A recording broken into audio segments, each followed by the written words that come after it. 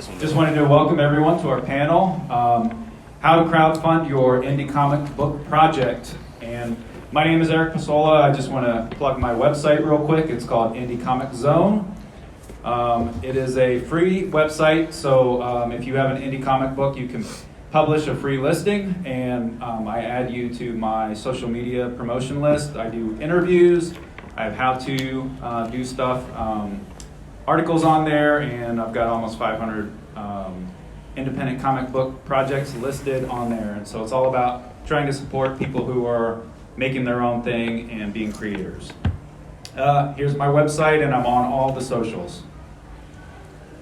I'd like to introduce our panel today, Mr. Charlie McElvy, and he's at table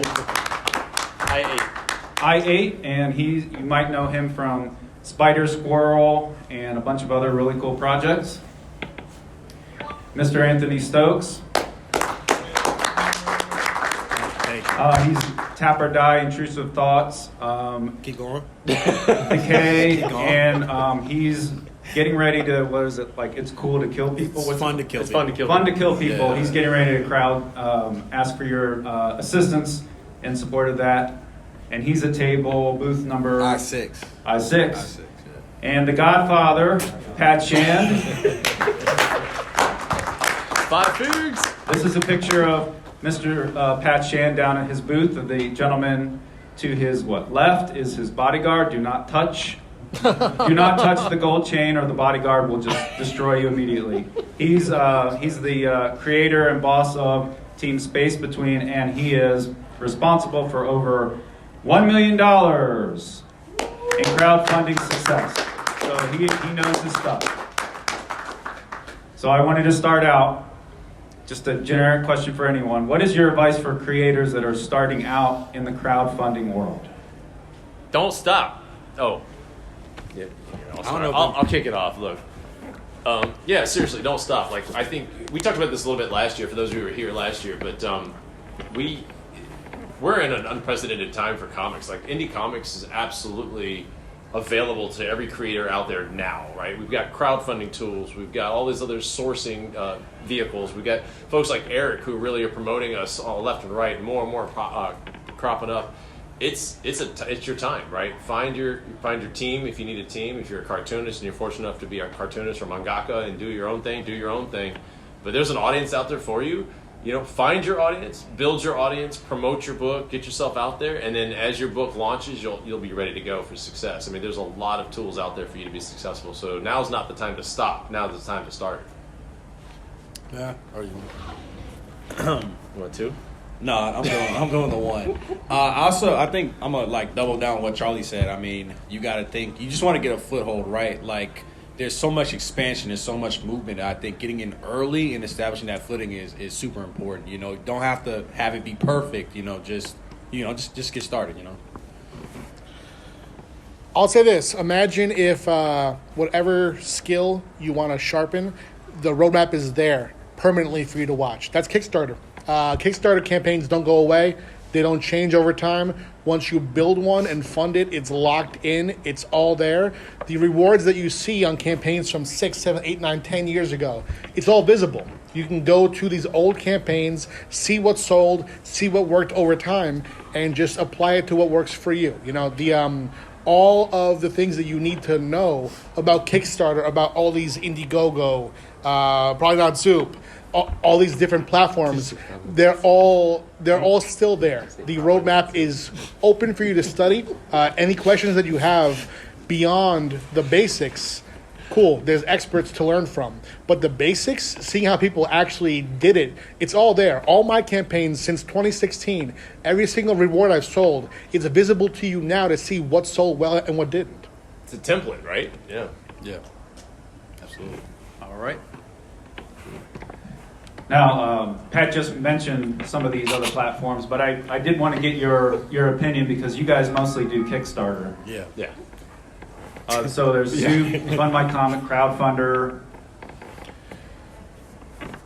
It's difficult to get people to move to different platforms. It's why, as many people as have Hulu and Paramount Plus now. You don't say Hulu and chill. There's always one main thing. Kickstarter has been and will be the main thing for a long time. These startups, to me, the idea is that they'll be worth doing in time. There's the brave creator who's going to try these things. BackerKit, honestly, right now, they're the biggest competitor to Kickstarter as far as offering a non-Kickstarter crowdfunding solution for comics creators. But even there, you see comics creators doing things that are comics adjacent, like Iron Spike has done an animated series based on a webcomic that did very well on BackerKit. But the fact of the matter is that if you choose something that's not Kickstarter right now, you are going to sacrifice your dollar amount in the now to service the overall vision of that company. And are you serving yourself or someone else's vision is my question. Well said.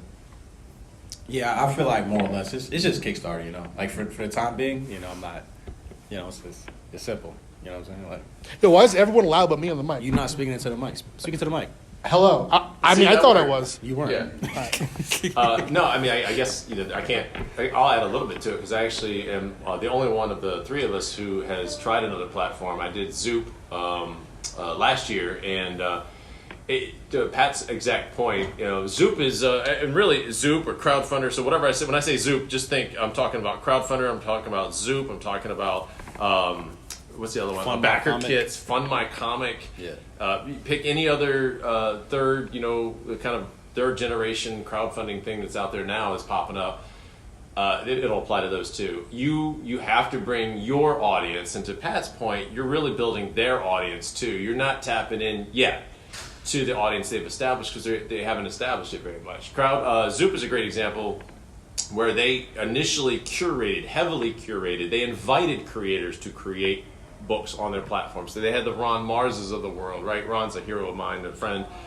Ron Marses of the world. You have the Alex Rosses, you have Walter Simonson, Chaikin, big names who have 30 and 40 year histories of building an audience and bringing an audience with them. They'll do well, right? They'll do 5 figures, 6 figures on crowdfund or a Zoop at no problem. But Johnny Snacks over here with his first comic is probably not going to make a dime. So you gotta be willing to recognize that. Under my belt, I had 5 successful Kickstarters, 2 of which went 5 figures recently. Before I went on to Zoop, I got on to Zoop and I struggled to the last day to do the smallest campaign I had ever run on the same quality of book that I've always done. So exactly what Pat said is, I help Zoop more than they help me. And it's not a knock on Zoop at all. Jordan's a good dude, good friend. I like him. I love what they're doing. I think it's a great platform because it's built around comics specifically and comics adjacent products. They're not doing tabletop gaming and CDs and movies and all this other shit. They're doing just comics and comics adjacent stuff, like the comics-based puzzle or whatever. So know that. Really cool platform. I love what they're doing. At the same time, having engaged with Everett, the CEO of Kickstarter, can tell you that I love his vision. I love what he's doing, and I love how responsive he is. And he recognizes that these other platforms are popping up, and they're not eating their lunch yet, and they recognize they could be disrupted at some point, and they will be. Somebody will disrupt them. Is it Zoop? Is it crowdfunders? I don't know. But he's watching and he's learning and he's listening to the competition. But more importantly, he's paying attention to guys like us who are funding on their platform and they're building the platform to focus on what we do best. So Kickstarter it is, if you didn't catch that. Yeah. Awesome. This question comes from the internet. Any thoughts on effective stretch goals these days? This was a tweet directed to the Godfather. But I wondered if you could answer that question publicly, but also explain a little bit about some of or really what a stretch goals are and some of the things that you've done in the past that have been successful. Yeah. The best way to do stretch goals is to offer something that backers will care about that's not going to make your work more difficult to produce. Stickers. It's a very low-level item that you can slide into a package that's not going to change the weight of what you're shipping. You already set the shipping cost.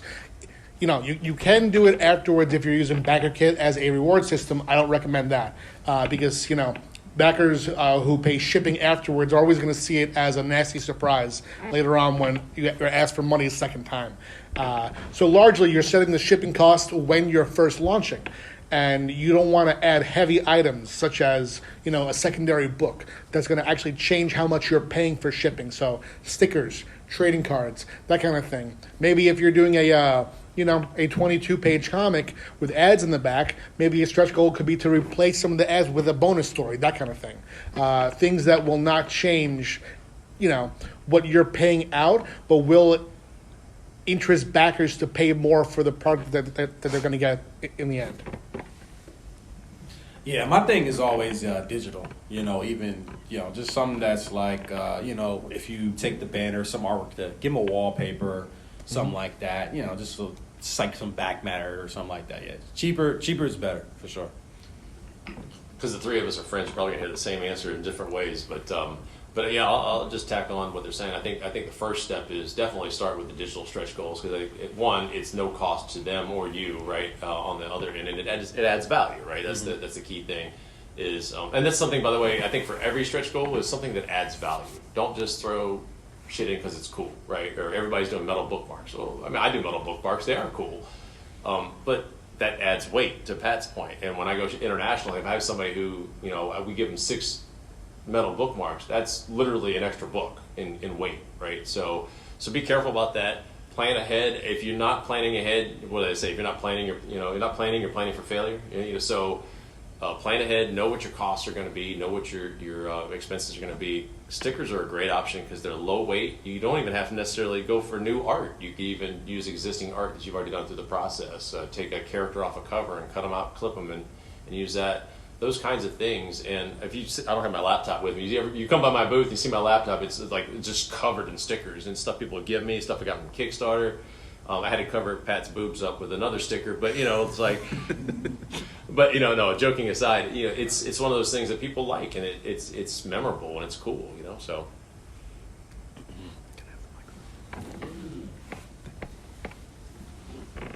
This is another. This is kind of a. Who's this guy?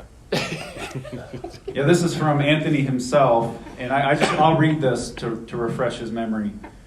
He writes on Twitter, "My numbers on Kickstarter aren't as high as they could be because I switched genres." So I wondered, that got me thinking, if for the young person, or not the young person, the beginner at Kickstarter and funding and producing their own title, would you recommend that they stick to horror or stick to sci-fi or superhero or whatever? Would that make it easier for them as they're establishing themselves? So I think it's really a question of there's so many different ways that you can go to sell a comic, right? You can sell digitally, through a website, you can go through Kickstarter, you can go through cons in person, as a direct market. So it's more or less like, what do you want to put emphasis on? I put an emphasis on con sales. Maybe somebody else wouldn't. If that person wants to focus entirely on Kickstarter, then they should probably stick to one genre if that's the goal. Yeah. Answer your question. What do you think? I like it. What do you think, Pat? I think that, there's positives and drawbacks to both sides. When I was first launching, I had a series that was, kind of like fantasy realism, and then I launched at all ages, and the all ages suffered. And it wasn't because of a genre switch for me, it was because the platform, Kickstarter doesn't have kids looking for books, It has, mostly adults that are browsing for themselves. You don't buy a kid a gift on Kickstarter because you don't really know when it's going to come. So then I tried a different series in the same genre, and it did okay, but I felt like I wasn't growing my audience. So it was when I found books that were different while still having overlap with what already succeeded that I began to really grow my audience. Finding that middle ground where I was able to both continue to deliver to the core audience that I was building while also bridging gaps to audiences I had not hit yet, that's what really helped me grow there. Yeah, I don't know that I can add much to that. I mean, I think I haven't done much outside of superheroes. Now, we've got one together that is on Kickstarter pre-launch now, our American Yakuza book, and that's going to be a murder mystery, very down to earth, very realistic, realistic as far as people goes, but no superpowers, none of that stuff. So we'll see for me. But having not switched genres significantly, I can't speak from experience. But I have watched, to Pat's point, that some individuals you bounce around too much too often, right? So I think being consistent, building your audience, you'll feel the plateau, you'll see it, you'll experience it. And once you hit that plateau, that might be the time to maybe not shift dramatically, but maybe start moving on an adjacency, right? Maybe if you're doing superhero books, for example, the next book I may be launching is going to be more of a kind of a modern noir. It's a superhero book, but we're not calling it that. The guy is out to clear his name. He's lost his family. It's kind of like The Punisher, I guess, in some ways, with less murder. And so while it stays in the same zone as my other superhero books, it's great for those who just like that straight up street crime kind of what's going on. And yeah, there's a supervillain in there, but he's not really the core focus of it. And so being able to do that will give me an idea of how that shift can happen. And it's a black and white book. It's also the first black and white book we'll be doing. So just to kind of shift a little bit, and you see on like that Venn diagram, there's still a significant enough overlap that I'll bring most, if not all, of my audience with me. And then as I progress and we start getting to the more gritty, realistic books, a lot of those folks will come along and have built up a new audience along the way. So you can graduate your audience as you go. And that's probably a better way of than going, I'm going to do superheroes, and then I'm going to do all ages, and I'm going to do horror, and now I'm going to do... Right, that's probably not going to work out for you. You're going to alienate a lot of your audience initially. So I think I did that a lot. I don't know. Yeah. You cooking. Did you have something to add? No, I mean, yeah, he's spitting. I mean, and also if you just want to, make what you want to make and then put it up there and see what happens, I mean, that's valid. Yeah, absolutely. It just depends what you want to do.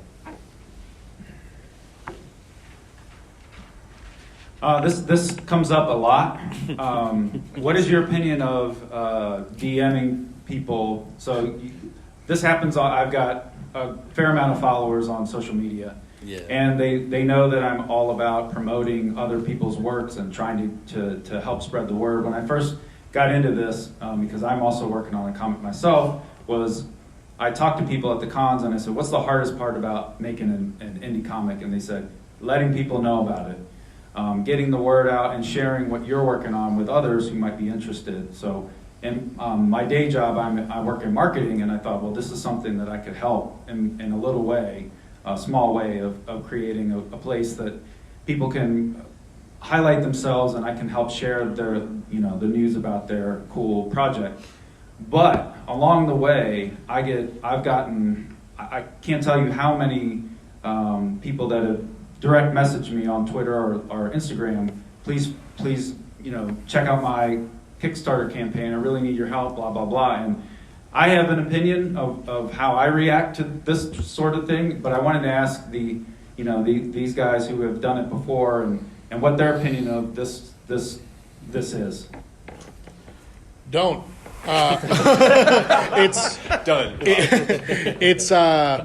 It's on you to get your comic seen. It's not on someone else to share it for you. Guilting them is not going to help ingratiate you to anybody. Just no one's going to take a cold, I don't know you, but here's my comic, can you please share it, DM as a positive. It's not a good idea. I think that the only way that you can do this is in a way to offer an incentive to the person who you're DMing. For example, someone can message me on Kickstarter on my campaign, and if I see, for example, that they're offering to do an update swap, which is where, when I say, hey, on my update, we hit stretch goal number 3. At the end, I will say, also on Kickstarter is this campaign. If someone wants to do that for me and has a campaign of somewhat equal value, like say my campaign is making $17,000. If theirs is making 11, cool, I'll do it. But if theirs is making 700, why are they reaching out? It's not really a fair exchange. You have to make sure that when you're going to cold message someone, that you're not just asking them for a favor. It's a stranger. It'll be me asking any of you for a favor. It doesn't really work. But if you're going to offer incentive back to them, that's the one way that it's not rude. I think one thing I did is I would ask, like, hey, who wants to read my comic book? So I would offer, basically the first issue available, and then, they would reply. And then, we go back and forth. And that was a good way to, like you said, offer something it's a good way to back and forth. I think the most important thing is to establish like meaningful relationships in the industry, in the community, and then you don't have to DM people; they'll just go out of their way to support you, more or less. Yeah, 100%. Definitely don't. I had at one point 227 unread DMs in my Twitter. It was bullshit. I mean, it was like really. It was unreal, and I eventually went through them. A lot of them were like, "Hey, I'm a Shopify marketing person," blah blah blah. Yeah, delete. But there were a lot of Kickstarter I'd never even heard of, and folks I'd never met before in my life. They're not following me, or maybe they are following me. I'm not following them, but they don't interact with me. And to these guys' point, is like, indie comics is definitely. And people say, "Oh, it's not a community." It is a community. There is a community. If you're not backing Kickstarters. Charlie Stickney talks about this all the time, and he's done some phenomenal Kickstarters, right, with the White Ash and everything. If you're not backing Kickstarters, and to your earlier point, right, and following what they're doing, you're doing yourself and them a disservice. And if you try to slide in their DMs and say, "Hey, I got a book launching," and they've got 700 people backing their book, and you've got 2, it's not a fair exchange. Be a part of the community. Be active. Share other people's posts. I share a lot of Kickstarters that I don't back. There's genres that I don't get interested in. I back most of these guys' stuff. I think I backed everything you guys have done, but and Charlie's and a few other folks. But it's really about being involved and making yourself known. And that's, by the way, a marketing skill. Just engaging. And I know, look, I get it. Like, we're all kind of introverted a little bit. It's easy to hide behind a table and just tell you what to do. But I mean, you get out there and do it, it's a whole other thing. But we're doing it. And regardless of personality type, you've got to at least try to engage. Make yourself known, be a part of the community, back other Kickstarters, back other campaigns, share people's posts, and you'll get some gratitude at minimum, and maybe at best somebody will come along and take you under the wing and say, "Hey, I'll mentor you, I'll help you out." Right? So but be a part. Okay, this is a timely thing, and I just for my own purposes, especially. It's great to give advice on something right before the government bans it. But I just wanted to ask you guys, do you use TikTok to promote your books or campaigns or anything? And if so, what kind of, how's it working out for you? It's cool, I do. TikTok is great. I think that people engage more with video content these days than just cold text posts. Maybe it's going to go away. It seems that way, but fingers crossed no. I think that no matter if it does or not, Instagram Reels has a similar vibe. You can do the same on YouTube Shorts. And everyone who's going to be marketing their comics should be making video content. YouTube, stream on Twitch, anything. I think that if TikTok goes, does it matter? Yeah. But is it the end of the world as far as that kind of marketing now? Yeah, there's also Facebook. It's almost like the other platforms that kind of absorb what TikTok does anyway. So yeah. I don't use it. I should use it. So I can't speak to the results, but I think that's right. I mean, the video content is the hardest. Not the hardest, but it's the longest. It's the most time-consuming thing to produce. So there is that. It is a time element to it, but I think it works really well. It's interesting. Because Russell Nolte just recently asked this question in a different way on his Substack. He says, if Substack keeps going the way it's going, is it going to be viable for me? Am I going to keep making money? And it's the same question, right? I think, and again, it goes back to the whole conversation about planning. Yeah, I think TikTok is valuable. I currently don't use it very well or at all, frankly. But some buddies of mine in Freestyle Comics use it, and they saw when they started doing the TikTok store and they started doing more posts, they saw a significant uptick, not just in followers and views, but also in sales, not just on TikTok either. They saw that over on Facebook. They saw it on the websites. So there's definitely an advantage to TikTok, and I hope it doesn't go away. And I definitely need to get off my old butt and start actually doing some more video content, right? But well, you had to say yeah. I don't do it either. Yeah. All right, cool. So yeah, I think it is viable. But at the same time, if TikTok goes away, to Pat's point, are you ready for the next thing? Are you, so be aware of what's happening and be ready for the next thing. And I think, again, disruption is going to happen. Whatever market you're in, whatever platform you're on, be ready for the next one and engage and follow the next one. Is it Blue Sky? Maybe. I don't know. Is it Threads? Probably not. I don't know.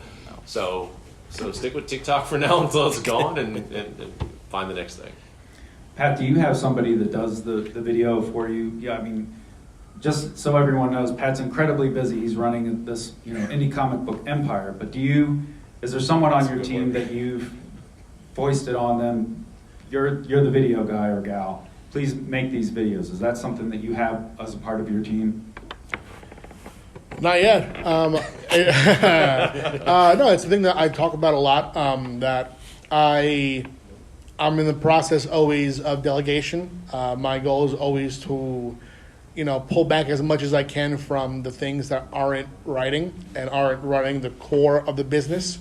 But it takes time. It takes time to train people to be able to do not only what I'm already doing, but to exceed what I'm doing in these things that aren't directly part of my writing. So not yet. Thank you. All right, so the last time we the four of us, we were part of a panel. We all talked too much, and we didn't have time for any audience questions, so I wanted to give you guys the opportunity. Well, there was one member of us that talked a lot. So I wanted to let you guys and let you have this awesome resource up here on the stage, and if there's any questions from the audience, please, now's your time. Keith. Go first. You're in front. Okay. Hello. How has present copyright laws and influenced the creation of indie comics? And for example, are you sometimes afraid that if you release something, people might say, "Oh, this is a copy of this franchise that's already so"? The question is, how do you guys create things without worrying about copying others or being too close to previous creations? I'll stab it first and let the other guys jump in, because I think my character has, my flagship title has probably the most proximity to anything out mainstream. So Spider-Squirrel, which Eric talked about earlier,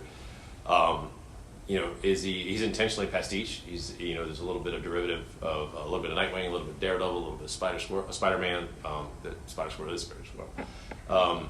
And funny enough, actually, one of the co-creators of Squirrel Girl started talking and following me, and he actually is a reader now of the book. So how cool is that, right? But to answer the question specifically, there are parody aspects and there are other aspects of copyright law that, as long as you're not directly, specifically copying something. Let's be honest. There's nothing new there's nothing new out there. Everything is somewhat derivative of something else, right? We are all creating things that are both fresh and yet something. Pat maybe created a character that reminded him of an ex-girlfriend or an old friend across the street, or some dude got killed or whatever. I don't know why that's so morbid, but I'm just making stuff up now. God damn. But you can take those and you can do those, and copyright law doesn't permit that kind of thing. So no one's going to chase me down for Spider-Squirrel because he's not that close to anything else out there. He really just isn't. Now, but the pastiche is there on purpose because it is meant to bring and draw a little bit of that, of first off my childhood and things that I like. You do got to be careful. I have one C&D in my entire life. I also had a phone call with DC Comics VP of legal for one other book. A totally amicable discussion, no threats, no warning, no C&D, cease and desist for those who don't know what I'm talking about. Those can happen, and you just respond to it appropriately. In the case of the C&D I did get, That's crazy. it was a FedEx letter, it came overnight, and I opened it up, and I was like, stop using our thing. And I was like, that's just the gist of it. I'm not, I don't remember the exact language, it was 10 years ago. And it was a gaming product that I made. And I said, okay. And so I literally posted the C&D online. I was like, look, they told me to stop. And then people started pre-ordering the thing even more. So, yeah, you can do that too. But then I just changed the logo. That's all I needed to do. Change the logo, kept producing the same product, sold the heck out of that product, and it was great. Ended up winning awards for it and everything else too. So just be careful. That's the most important thing. So don't go make a red and blue guy who has spider powers and big white eyes, right? Like that's definitely a stupid thing to do. So You said cease and desist like it was like jury duty or something like that. I know. It was real casual. Honestly, listen, here's the thing.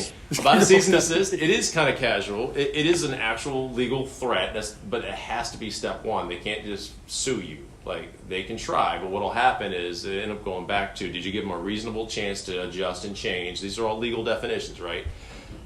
Did you give them a chance? Did you warn them that they were doing this? Did they even know that they were doing this? So a cease and desist is absolutely the first legal process in getting sued for copyright violations. So when you get your C&D, you're doing something right and wrong at the same time, right? You got noticed, that's good, by the wrong people, and doing the wrong things, so just be careful. I think you might have undercut your point by talking about cease and desist so much, but I think you're right in that I think you're generally safe. Nothing. I think when you start out being a creator, you're going to lean on your inspirations. I think you say like you start off like copying things and you kind of find your own voice. So I wouldn't worry about it too much. Just do your thing.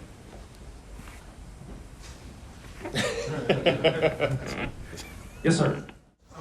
I got in here a little late, but from what I understand, you all are like self-publishing indie creators, correct? Yes. Yes. Okay, so when you guys are just starting out, I'm quite literally meaning like just starting out. I imagine you guys have like a team of probably like friends, maybe like an author, maybe like a writer, an artist, and someone who actually like helps with the promotion and stuff. Like, how does the genuine startup look like? I mean, the start is the story. You have to come up with a story that people are going to be interested in, that you're passionate about, and you have to make sure it's good. If you're the writer, you're the core of what's going to be the story. If there's no story, then there's not going to be any art, coloring, any of that. So that's step one. And as far as making sure that it's going to be good, I'd say just give it time. A great trick that I use, and especially earlier in my creative life, is that I would write a story, I would put it aside for a couple months, go back to it, and I would see it with fresh eyes. I would see things that change, I would see things that don't work, because I'm reading it as if I didn't write it, because life has come and dragged my brain in different directions. But if you're going to write something and just go right into production, it's hard to see it from any perspective but the person who just made it. But yeah, I'd say that the best thing that you could do is find ways to make sure that every element of the process can do that.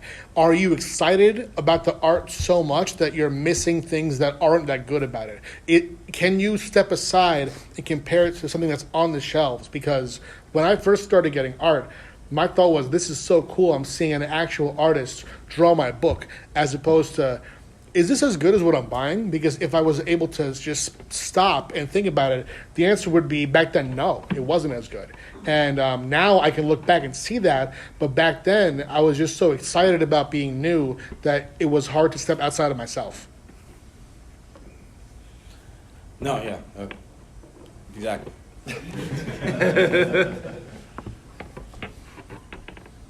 Yes, sir, in the front. Yeah, so you guys have been doing this for a while, you've established you've got a reputation. But for someone who's doing this for the first time, how important is it to have the project more or less complete before you start crowdfunding? Because I know I've backed a number of projects in the past. Some I got in a timely manner, very happy with them. Some took longer. Still waiting on a couple, and I know there's two I'm never going to get. You still waiting on that Rob Liefeld one? No, I'm just kidding. No, actually, the two guys I'm waiting on are friends. I'm cutting the flags, but Go ahead, Pat. It depends how long the book is. I've done, just last month, I had an anthology book where it was a 28-page comic. We had 3 different stories, so that can get done in pretty much a week. I was comfortable launching with 1 or 2 pages from each story, because if the artist is having a problem doing, a 10-page story in the course of 2 weeks, then that might not work out, and just replace. But if it's a graphic novel, say you're doing a 200-page graphic novel, and you're going to launch in May and ship in August, that's about how long it takes to print a graphic novel. That's gonna be tight. So in that case, yeah, you want it done. You want most of it done. But what I would say is always give yourself a solid out. If something happens where you need more time, for example, if I have a long book that is not, significantly finished, I'll set the estimated delivery far after what I think it's going to be, because people see that. And when you then beat that delivery date, it's going to look much better. So I would always say, just if you need to launch before much is done, because there's the ideal. The ideal for sure is to have everything done. But the reality is that you're paying the artist. The artist is going to want money. If it's 200 pages, they're not going to do it for free. They're not going to wait for the Kickstarter to be funded because they don't know if it's going to fund yet, right? So they're going to want money in advance. So just protect yourself. Just go in with as much as you possibly can, but be aware of how much time it's going to take to finish what you haven't done yet. Yeah, I think what you could do, I think you should have as much of the book done as possible. Be as much far into production as possible. I think if you were to do, I think starting out with say like a 24-page, floppy, would be like a good idea. I think something reasonable, just in general. And then get as much. You don't have to have the whole thing done. Like if you were to say get a logo, get a couple covers, and then get the inks. You're pretty far along in the process. Like just as much as you can, I would say. Yeah, no, great points. And Pat said it last year. I'll just repeat it. You want to under promise and over deliver, right? And I think that's the most. So keep in mind, crowdfunding is not shopping per se. I mean, we sometimes treat it that way because there's a checkout and all this other stuff, right? And people get a product at the end of things, hopefully, sometimes. But it's about good faith. Right? If you're acting in good faith, if you're doing things in good faith, if you're under promising and over delivering, if you're able to extend your timeline, like Pat said, as one precaution, if you can't publish it in advance. I spent 2.5 years self-funding and building that first Spider-Squirrel issue. Just that first, it was a 32-page issue before I went to Kickstarter because I wanted to make sure I operated in good faith. Now, it well overachieved and it paid for the next 3 books. That's great. Then I was able to do the same thing in repetitive motion and kind of pay itself forward. And I'm still continuing to do that today, although it's running low. But that's one way to do things is if you can give yourself the timeline. Like sometimes, and again, to Pat's point, like you can be in a hurry because you got a great story, you got great art, but give yourself time to evaluate. Is it really as great as it could be? Is it as good as it could be? Can I go back and do some editorial changes to some things? Did the artist maybe need to redraw a couple panels? Gives you an opportunity if you can just slow roll it a little bit. You're not missing out if you're going to just deliver something that's subpar to yourself and to your audience. So do yourself the favor and do your audience the favor and deliver at least what you expect to deliver and plan to deliver. And if you can deliver more, do. My Titan size special started out as a 100-page special. Had an artist, his mom got sick. We still haven't published that book, that story. It was only 8 pages of the whole 120-something pages, but I only promised 100 pages, and everybody ended up with 140. So that's the way to do it, is you can just make sure you're covering your bases. So. Yes, sir. So that actually was my question, but to follow up on it, do creators typically use Kickstarter to help pay for the art or any process? Yeah. And again, it's good faith, right? Just as long as you tell people where you are in the process, and yeah, absolutely. I mean, I've done books that weren't done at all. Okay. Not a single page was done, and people backed it. It can be done. It's a little more tedious, a little more painful, and you have to communicate a lot more. And that's the biggest thing and it goes back to good faith. Make sure you're communicating. Yeah, I would say too, it's not on the shoulders of any freelancers working for you to believe that your IP will be funded. So I would say any work that's done before the Kickstarter, pay that out so they trust you, and then once the Kickstarter is funded, then go into production and use those funds to pay out. But yeah, I'd say printing and shipping are huge costs, but the lion's share goes to the artist for sure. 100%. Thank you. Blue guy. Yes. Yeah, so I came in late, so my bad. I don't really know you guys or what you did, but I have a question. If either one of you start out as like a one-man army, so you do your own art, you can write your own story. The only issue is like time management and work-life balance to meet your deadlines and goals. How did y'all handle that, if any of you did?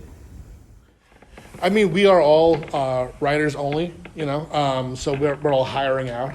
So with us, it's more, it becomes less managing the time of script versus art as far as script versus running the project, Like so much of my time goes to giving artists notes, hiring artists, doing cover concepts, essentially running a small publisher, which is a different skill than writing, so you have to hone both. But yeah, if you're a writer and artist, that I can't speak on, but I would imagine that honing both skills is important as well. I think Way in the back. Do you guys have advice on finding artists? Or sorry, I don't know. Do it. Oh. Yeah, I mean, yeah, again, I think it goes back to the community thing. The more you're in the community, the more stuff you come across. Find something you like that fits the style you're looking for. DeviantArt is still viable for that. I mean, a lot of guys are bailing on DeviantArt because of AI stuff, and I understand that too. But and same with ArtStation. But I mean, those are a couple of good resources you could start with.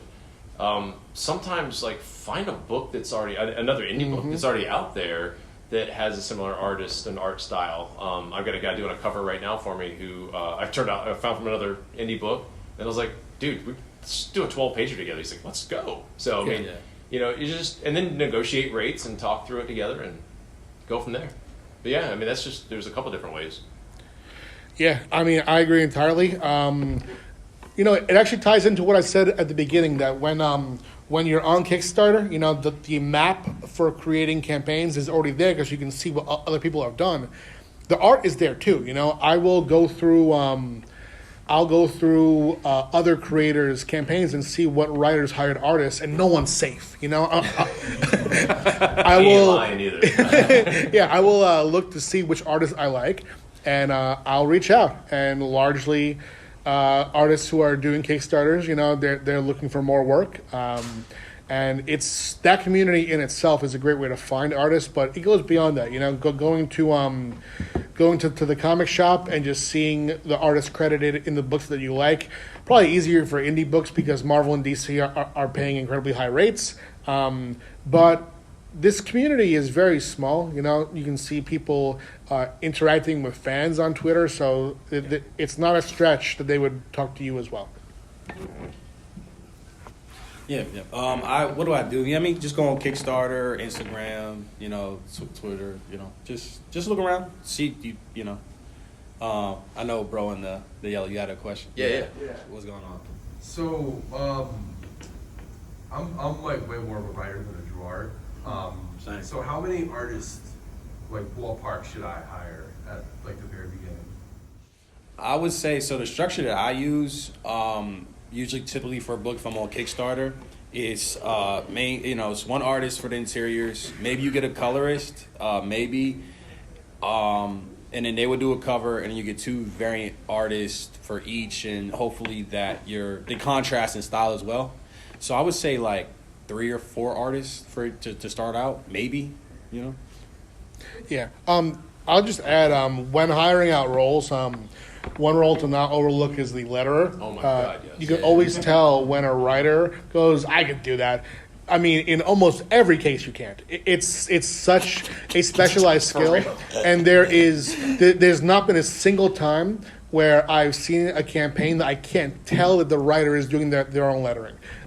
It is always garish. It stands out, and it's a thing that it seems like such an easy thing to learn, and it's such a specialized skill that I would say just make sure on top of artists that you're also looking for letterer and designer, so that when you print your book, it's not, you know, all garish.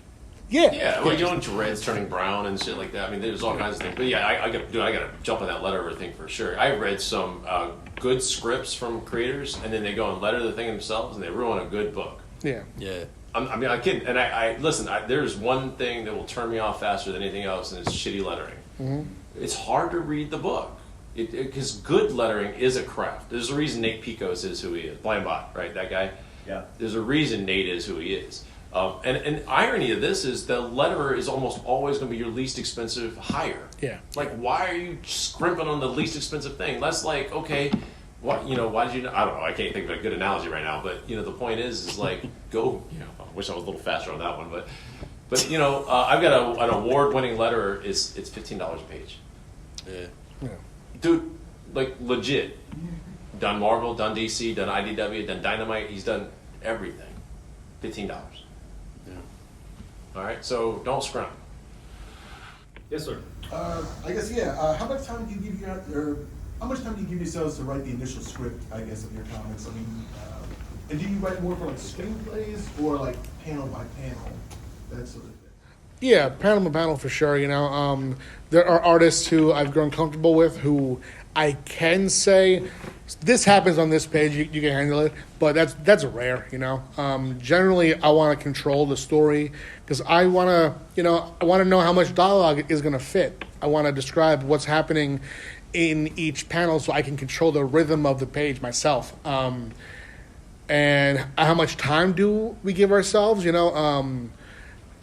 It depends, It depends on the story. Each story has a different need. Personally, I find that I should give myself more time. But the cool thing about comics, though, is that when you do your script, you'll have a chance to revise on every stage. You'll do your, first draft, I guess, and give it to the artist.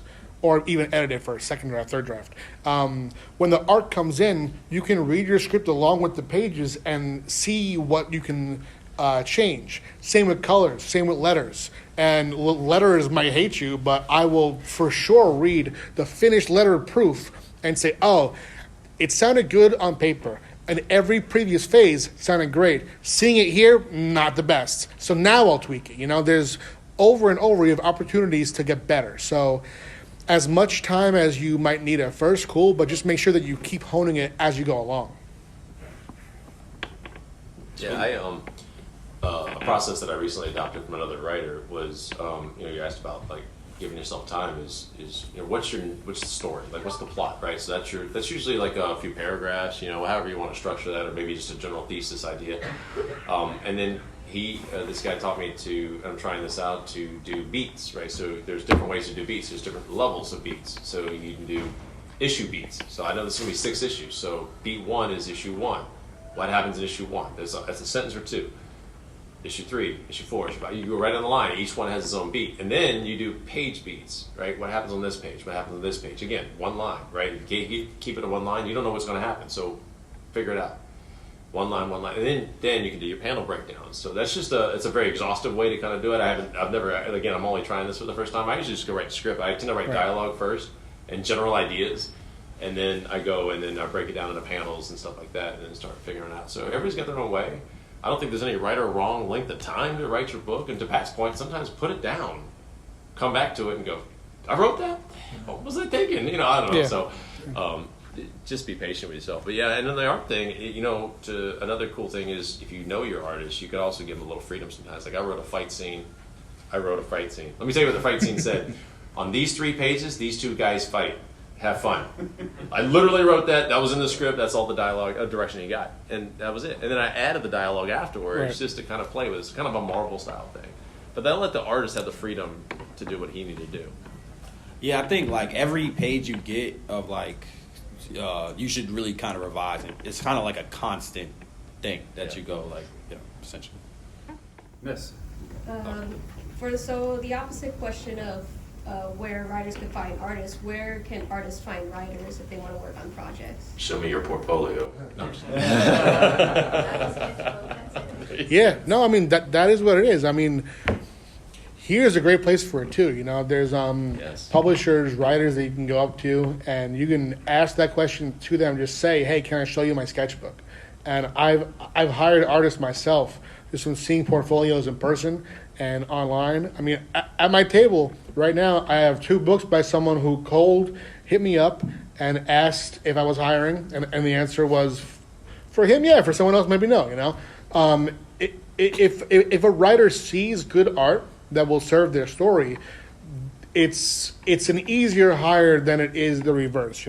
For an artist, they have to read a full script to see if the writer is going to be good enough. But with an artist, you can tell right away if it's going to serve your story, and also it's easier to give feedback to an artist too. If a writer comes up to me and asks me for feedback on how they have to shape their story, I have to read their story and understand the story. To give feedback to an artist, I have to look at a page, Yeah. I'm good. Make sure you have sequentials too. That's the other thing. I've had plenty of artists approach me over the years and slap down a bunch of pinups. And pinups are great to give me an idea of how you can compose a page or a structure or a cover. And maybe I'll hire you for a cover, but if you're not showing me sequentials, I can't promise you anything. In fact, I definitely won't. I need to see some sequentials. So I want to know, can you tell a story? Do you understand how a page turns? Do you understand how a panel shifts from panel to panel? Can you understand time between gutters? Right? There's that distillation of time, right, that we do in comics that you can't do in any other medium. Can you show me that kind of thing? We're looking for stuff like that. So it's not just quality of can you draw a good looking figure. A lot of people can draw good looking figures. There's some really crappy storytellers out there that draw some good looking figures.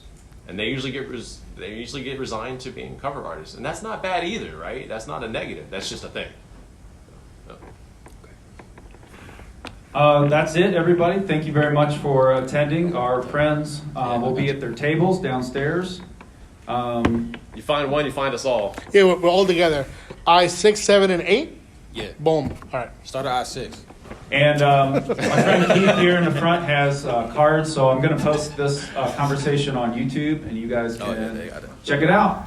And if you don't know where I is, if you find concession C and D, smell the food, follow us.